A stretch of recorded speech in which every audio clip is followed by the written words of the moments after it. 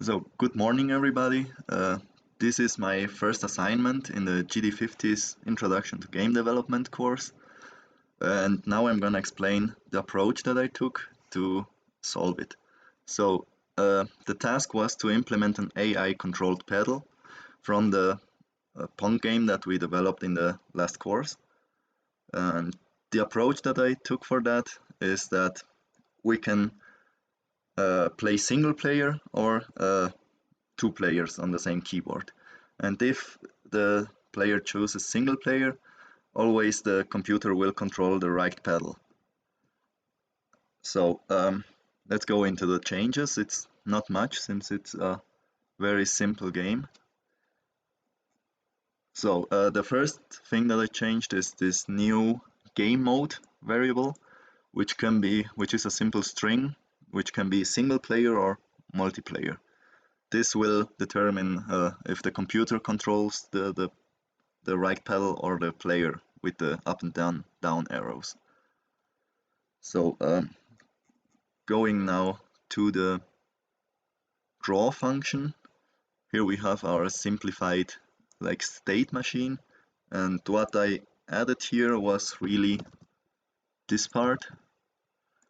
So it now displays another line of text which displays the game mode concatenated with some arrow that indicates that the player can switch to this side to change the game mode. And yeah, it will vary between single player and multiplayer. So going on from that,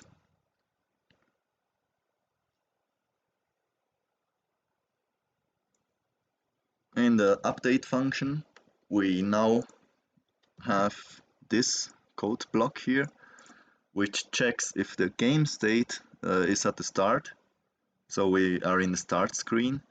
We now add two handlers for the right and left arrow keys, which are the keys with what the player can choose if he wants to play single player or multiplayer. So that's that. And now the final change to support this computer player is done here.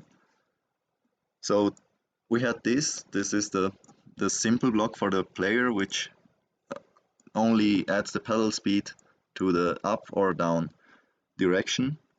Now if we are in multiplayer, it checks for player 2.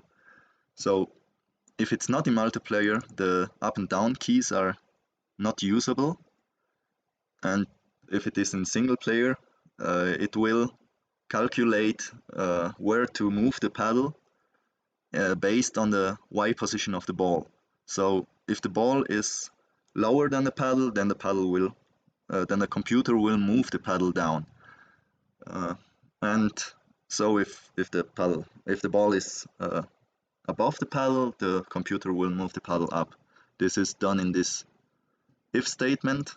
I just calculate the center point of the paddle, so it tries to deflect the ball with the center of the paddle. That's the most efficient way.